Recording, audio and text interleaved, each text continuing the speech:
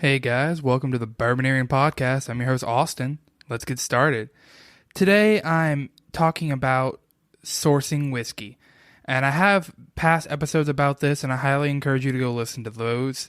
Those have more about what sourcing is. Here I'm going to talk more about how sourcing is good, how it possibly could be bad, and I'm going to be reviewing some sourced whiskey.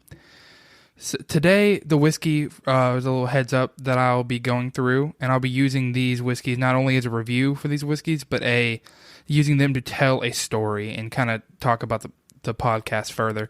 So they're going to be mixed in here, but I'll be working with a Blue Note small batch, which I've had their single barrel on the show before. This is the first time I'll have their small batch. It is a source whiskey, and then also I have two different bourbons from Sugarfield. Now, Sugarfield Spirits is local to me here in Louisiana. I've talked about them a bunch on the show. I know you're probably tired of it, but they're amazingly transparent with what they're sourcing and what they're making. And they make they pick some really good whiskey. They make some really good whiskey too, but that's not about this episode. But anyway, so let's get started. I'm going to give you a quick recap on what sourcing is and why a distillery would choose to source versus make their own whiskey. Basically, sourcing is getting whiskey from another distillery and bottling it and selling it as your own. That could be include like contract distilling, where you literally pay another distillery to make the product that you want from mash bill down and put it in a barrel and either age it with you or age it with them. That's more contract distilling, but also it could be these These sourcing distilleries already have whiskey in the barrel that if you wanted to bottle it yourself and sell it yourself, you go pick these barrels and then bring those barrels back and bottle them. And that's what the case in a lot of places here. That's what we're looking at here.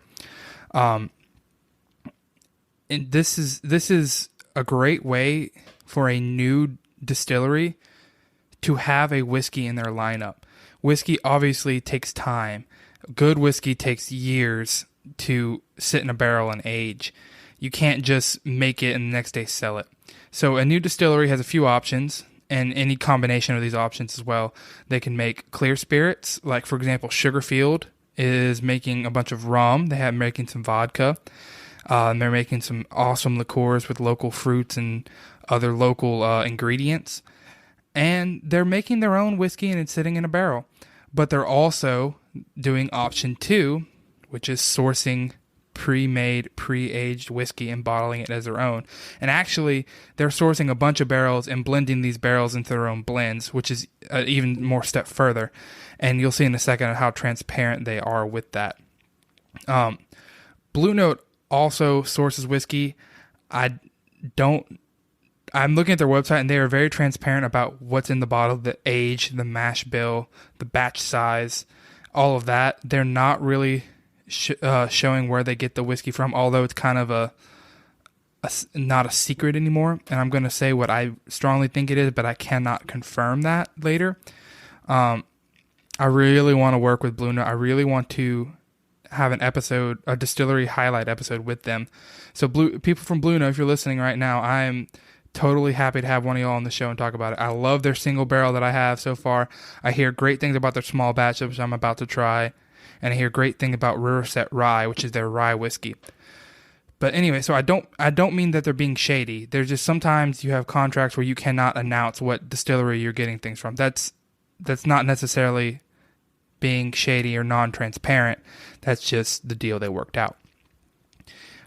For example, Whistle Pig in years past has gotten in trouble for not being as transparent about where they source their whiskey from, the whiskey they were not making on site yet. They have since fixed that and remedied that and talk about where they get it from. They're very transparent now, and Whistle Pig makes great product. But they kind of got in trouble for that, and that's kind of the shady part of sourcing. Sourcing, you can get some really good whiskey, especially if you blend it yourself. And it's really, really good, especially if you're transparent. It's a great way. There's nothing wrong with sourced whiskey. It's when a company tries to pass it on as their own and not really share where they got it from, or at least share that it is sourced. They can say, they don't really say that, oh, we didn't make this. Even if a company can't say where they got it from, they can at least say this is sourced. We did not make this ourselves. That's a step. That's good. So don't be scared of source whiskey. Some of the best whiskeys are source whiskeys. MGP is known for really, really good bourbon. So don't let that scare you.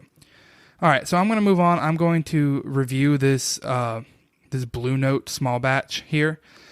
And I'm going to give a little bit of a background, a little bit of a story, as much as I can. But then when I move on to the Sugarfield, I'm going to give more examples and more stories of sourcing and transparency. And this is going to be a big ad for Sugarfield, although they are not sponsors of this podcast. Love those guys over there. They're doing great stuff, so I'm happy to share great things about them. All right, sorry, I'm getting off track. Let's look at this Blue Note Premium Small Batch. So the stats on this, it is aged at least 9 years. It says 9 to 10 years old on the website, but it's age stated 9 years. It is a Tennessee straight bourbon whiskey, so it meets all the requirements for straight bourbon, obviously, and it's made in Tennessee. It is a mash bill of 84% corn, 8% rye, and 8% malted barley. This batch was 20 barrels, so it's a small batch. That's pretty small. And it is 93 proof, non-chill filtered. Now, that is what their website gives you. They're being transparent about that. We know that it's sourced. They don't say where. It is strongly believed that this is, because it is Tennessee straight bourbon whiskey, their source must be in Tennessee. And they didn't make it themselves, even though they are located in Memphis, Tennessee. It's strongly suggested that this is from the George Dickel distillery. George Dickel is known for being a contract distiller, so that makes complete sense. They make good whiskey. So anyway, let's get to the review here, shall we? So on the nose, I'm getting a very nice, perfumey, kind of dense smell to it. It has a little bit of the caramel, bourbon-y notes, but it's very, very perfumey. It's very synonymous with things I get out of the Dickel distillery. That could just be me knowing that it's probably from there, and that's, the trick of the mind. That is very, very possible. But it doesn't have any of the bad notes that I sometimes associate with that distillery. It is not a very sweet nose. I wouldn't say savory by any means, but it's very perfumey, very floral, but dense. Dense like a nuttier bourbon would be. I would give it just out the nose without taste, I'm going to give it a 2.8. Higher than average, I believe. It is a really good nose. Really, really good nose. Taking a first sip, it has some fire to it for being 93 proof. But that perfume note stands out on the front, and then it goes into a peanutiness, almost like a peanut shell, not necessarily like the peanut itself. Almost like a dry wine. It's got a little bit of bitterness and astringency to it. Not very sweet. In a good way. It's balanced very, very well on the taste here. The finish is medium to long, and it's that kind of aftertaste of a peanut. Not a salty peanut, but also not like peanut butter. It is mature. It is a mature person's drink. It's what I think of when I think of a matured wine, fancy wine. Kind of, not because it's fruity by any means, but it kind of has that sense to it. The dryness and the layers of flavor. It's really good. It's really interesting. Honestly, I like this a little bit better than the single barrel I have of it. And I love that single barrel. I think the taste hits above the nose, honestly. I'm going to have to give this taste and finish, I'm going to give it a 3. It is fantastic. I'm going to refrain from giving a value score for these 3 because they're kind of hard to find, especially if you're not in that area. I don't know Blue Note's distribution, but I know I had to get my bottle of single barrel I had to get from Nashville, Tennessee, and the Blue Note small batch I got as a sample from a friend in Ohio. So I'm going to take the value score away from these 3, and Sugarfield is only available, not even all of Louisiana, it's only available in certain stores in the area. So I'm going to not give a value score. I'll revisit these, especially Blue Note, if I can get an episode with someone from the distillery or somebody who knows what they're talking about, and then I'll give a better score the small batch as well as the single barrel. But anyway, so that leaves us, I'm not going to give an average, but it's a 2.8 on the nose. It's above average, but nothing too special. And then the taste I thought was fantastic, so I gave it a 3. All right, so let me move on from this Blue Note, which is great. I highly suggest if you get your hands on it and grab a bottle of it. small batch. They released their Juke Joint, which I believe is a little bit younger, probably a little bit cheaper bottle. So check that out as well. I haven't tried it yet, but I hear great things about it. Moving on to the Sugarfield. Let me tell you a story here. So I love Sugarfield Spirits, obviously. They're local, but they're making great stuff. From their vodka to their rum. Yes, I said vodka. Their vodka is the best vodka I've ever had. Their vodka, their rum, their experimental rums. They even just released their own distillate of a camp whiskey, a unaged corn whiskey. And because it's corn, it can be called corn whiskey, even if it's unaged. And it's the best White Dog I've ever had, honestly. I could drink that neat. But they're known for the two owners, Thomas and Andrew, are known for their love of whiskey. Started with Scotch, and it's definitely evolved into bourbon. So they, from the beginning, one of their first runs of the distillery is to make a bourbon distillate, or a whiskey distillate. I can't remember what, if it's bourbon or single malt. But those are in barrels aging. They have their own stuff aging that will be released when it's ready in the future. They're also sourcing, like I said. They've sourced from a couple different places. They have barrels from a Virginia distiller, and they have barrels from an Indiana distiller. So their bourbon releases, batch 1, 2, and 3, are all from the Davis Valley Distillery in Virginia. And that they will also have more future batches with that. They have younger barrels sitting in their warehouse from that distillery that they will be releasing eventually. Batch 1 was a single barrel. Batch 2 was a single barrel, and they're both completely different. Batch 3, which is what I'll be reviewing today, is a blend of 3 different 4-year-old barrels. And those barrels' mash bills are 64% corn, 14% rye, and 20% malted barley. Like I said, this is all straight from the owner. I have full permission to share it. They're very, very transparent about where they get their distillate from. It's not necessarily on their bottle, because their labels for all their bourbon batches are all the same, and the proof is handwritten and the batch number is handwritten. But go in there and ask them. They're more than happy to tell you anything and everything about where they get their whiskey and why they picked it. They'll go through the barrel and talk about why they picked this barrel over another one for a batch release. They're great guys, really, really cool, and they're making good stuff. So anyway, let's get to this review of their batch 3 bourbon release. This bourbon is at 92 proof, and like I said, it is a blend of 3 different 4-year-old barrels from the Davis Valley Distillery.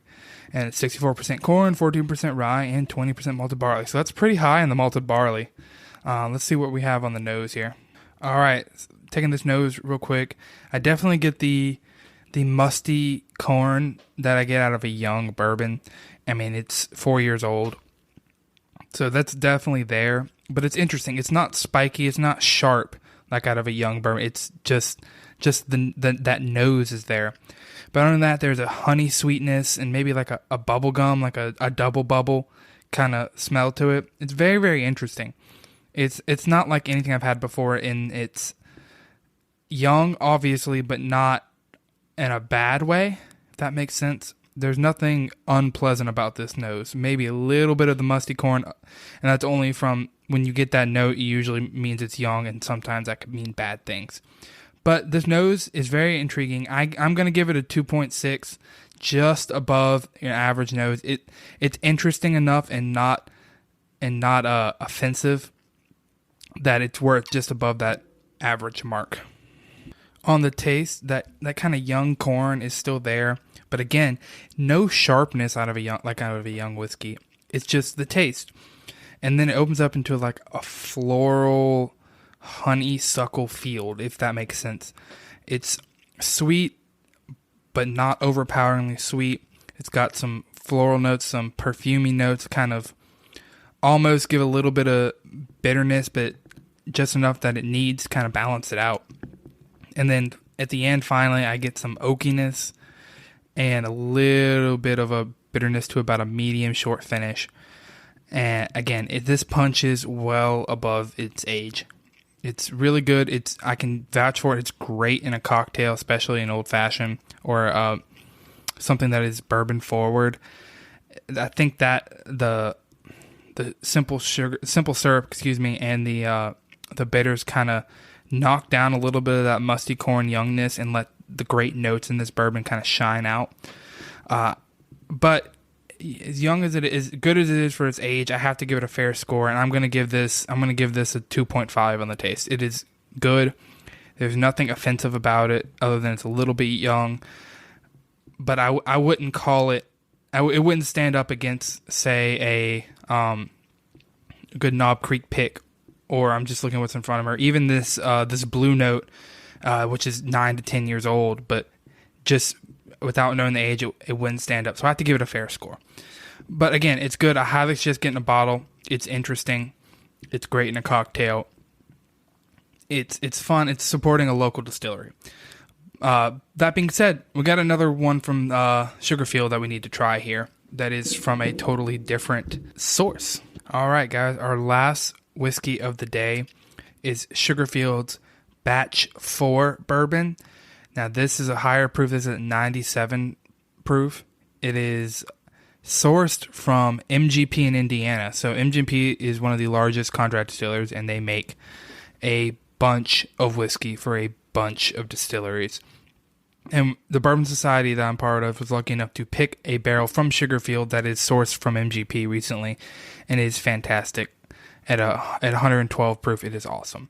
But we're talking about their Batch 4 regular release whiskey. This is a very interesting release. It is made up of 3 barrels that are 5 years old and 2 barrels that are 7 years old. The 5-year-old barrels have a mash bill of 75% corn, 21% rye, and 4% malted barley. Very classic bourbon high corn mash bill. The 2 7-year-old barrels, however, are 51% corn, 49% malted barley. And that's right, that is barely considered bourbon. It is about halfway between straight bourbon whiskey and straight malt whiskey, American malt whiskey. Now, I have a bottle of this 51% corn, 49% malted barley, just barreled by itself. It is the most interesting thing you've ever had in a bourbon. Now, this Batch 4, I'm going to start with the nose. I can tell you right away it's night and day different from the Batch 1, 2, and 3. On the nose, I get what seems to be classic bourbon, like a Booker's to me. Not quite as hot, obviously, but that's what it reminds me of. A Jim Beam product nose, but the higher end Jim Beam product nose with just a hint of Stranahan's or another single malt whiskey. That malt really stands out. It's almost scotchy, but it's undeniably bourbon on up front and on most of the notes on the nose. Let me see if I can get you some more specific notes here. I'm getting cinnamon sugar, more cinnamon so than sugar, very, spicy, but definitely a nuttiness in there, followed up by like a butterscotch. Not as strong as I get in, say, a monkey shoulder scotch or anything, but definitely a notable note, if that makes sense. It is interesting, and every time I go to smell it, it's something different comes out. It's such a mishmash of barrels that just happen to work so well together. It's literally like somebody blended a either American single malt or a very sweet unpeated scotch with a Booker's. Honestly, that's the notes. All the bourbon notes, I get Booker's. I don't know why. Specifically like a country ham or a one of the better batches. All right, let's go to the taste here and see what we get. I swear this is a Jim Beam product. I would call this a slightly proof down Booker's or a Knob Creek pick that doesn't quite have the fire in it. It is awesome. It's nutty. That's the biggest note I get. Nutty, sweet, kind of the bold sweetness like a dark brown sugar, or even a caramel. Little bit of floralness, and I think that's because of the high barley content. I get, once I sit there and think about it on the sip, I can get some scotch notes, some butterscotch, some maltiness there. But I have to really think about it. The bourbon, on the taste at least, the bourbon really kicks it up a notch. The corn and rye really kick it up a notch to give it more of a bourbon flavor. But this is so good. I wish I had more bottles of it. In fact, I might go buy some tomorrow. But it really adds a complexity. Just because all 7 of these barrels, or excuse me, all 5 of these barrels come from the same place. Half of them have the same mash bill, yet they add completely different flavors. It's really, really complex for a 5-year and 7-year-old blend of whiskeys. 7-year-olds is good age, but even 5-year-olds are good age. Just blended together, it just creates something that shoots way above its age and mash bill. Honestly, I have to give this on the nose. It's interesting enough. I can give it a 2.8. On the taste, I'm giving it a 3.5. Every time, just like with the nose, every time you go in for a sip, it's completely different, and it keeps you intrigued. It keeps pulling you in. So 3.5 on the taste there. It is awesome. I love this bourbon. Now, eventually I'm going to do a comparison with all their batches across the line, and I'm also doing an infinity bottle with all their batches of bourbon. But I also have a bottle of their single barrel special release barreling of the barrel proof version of the 7-year 51% corn, 49% malted barley, as well as our Baton Rouge Bourbon Society pick of an MGP barrel. And these are killer. They are making great stuff. I see what they're making themselves. They're aging great stuff. Sugarfield's got some great things coming down the line. If you're ever in Gonzales or the Baton Rouge area, go check them out. The guys are great. They'll give you a tour. You'll buy way too many bottles because they're all so delicious. They make awesome cocktails. All right. Thanks for listening, guys. I'll catch y'all next time. Cheers. Thanks for listening, guys. If you enjoyed the podcast, make sure you subscribe on whichever player you're using. Leave a comment and leave a 5-star review if you can. Once you've done that, go follow me on Instagram at Bourboneering or on Twitter at InBourbon, or go like our Facebook page, Bourboneering. All this, as well as my Prestige Decanter affiliate link and a link to sign up for a weekly newsletter, are all below. Thanks for listening, everybody. Cheers.